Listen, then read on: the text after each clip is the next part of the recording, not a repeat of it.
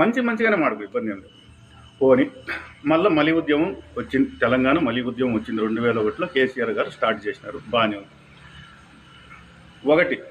ఒక స్టాండ్ తీసుకోండి. అలా 2004లో గెలిచడానికి ఏం చెప్తే మేము తెలంగాణకు అనుకూలం అన్నాక వాళ్ళు కూడా ఆశే కదా పాపం, మా రాష్ట్రం మాకు వచ్చేస్తుంది, మళ్ళీ మా హైదరాబాద్ మాకు వచ్చేస్తుందని వాళ్ళు ఎప్పుడో 56 నుంచి ఈ హైదరాబాద్లో ఎక్కడిక్కడ అన్నీ అమ్ముకొని వచ్చి హైదరాబాద్లో పెట్టుబడులు పెట్టినాం అని చెప్పి రాయలసీమ వాళ్ళు, ఆంధ్ర వాళ్ళు అందరూ వచ్చి ఆడ పెట్టుబడులు పెట్టుకొని అయ్యో ఇన్ని రోజులు వచ్చి ఈడ పెట్టుకుంటే వాటి మెడ్రాస్ పోట్టుకుంటూ ఇట్లా హైదరాబాద్ కూడా పోతానని వీళ్ళ ఆందోళనలు. ఒక క్లారిటీ ఇచ్చిండొచ్చు కదా. క్లారిటీ ఏమీలా. 2004 నుంచి 2009 అయిపోయి 2009కి ఆల్మోస్ట్ ఉద్యమం చల్లబడిన ఉద్యమాన్ని రాజశేఖర రెడ్డి గారు ఆయన కాలం చేసిన తర్వాత ఎవరు మళ్ళీ లేపింది?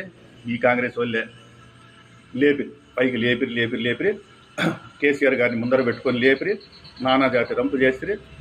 2009 డిసెంబర్లో మేము తెలంగాణ ఇచ్చేస్తాము అని తర్వాత ఇచ్చేసిండు. అలా నేను రాయలసీమ వ్యక్తిగా చెప్తున్నా, ఓకే ఒక మాట అనుకునేకి ఇచ్చేసిండు. అలా మళ్ళీ వెనక్కి తీసుకుంటారు, మళ్ళీ ఆలోచిస్తారు. ఈ లోపల పాపం బిడ్డలు, తెలంగాణ బిడ్డలు 1800 మంది చనిపోయినారు, 1800 మంది ఉసురు ఓడుతున్నారు. చూడండి మీరేమేమి చేశారు. ఇచ్చేవాళ్ళు ఇచ్చేయనొచ్చు కదా. అయిపోయిందా?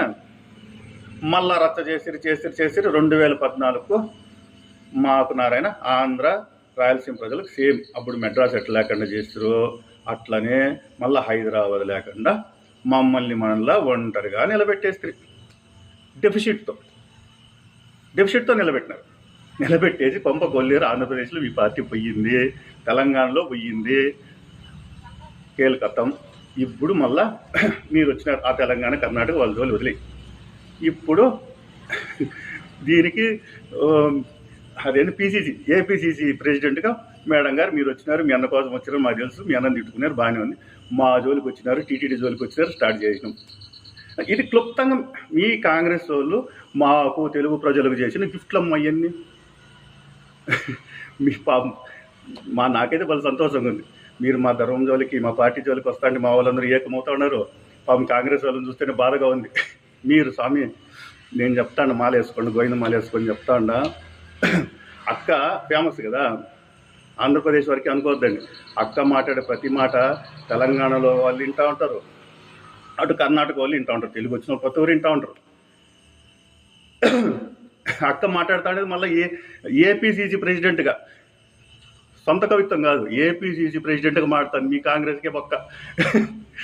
అక్కని కదా మీరు కట్టడి చేయలేదు అనుకోండి నారాయణ, నేను చెప్తాను తమ్ముళ్ళు, కాంగ్రెస్ తమ్ముళ్ళు, నేను నిజంగా ప్రశాంతంగా పవిత్రంగా చెప్తాను. అక్కని కానీ మీరు కట్టడి చేయకపోతే మాలాంటి వాళ్ళు ఇప్పుడు చిన్న క్లుప్తమైన చరిత్ర తినము, ఇంకా పూర్తిగా చరిత్ర స్టార్ట్ చేస్తాము. నేను ఒకటిగా నాలాంటి వాళ్ళు చాలా మంది స్టార్ట్ చేస్తారు. దాంతో వచ్చే ఎలక్షన్లో తెలంగాణ కర్ణాటకలో యేసునామమున కాంగ్రెస్ పార్టీ వచ్చే ఎలక్షన్లో గంగార్పణం తదాస్తు. గోవిందా. Thank you.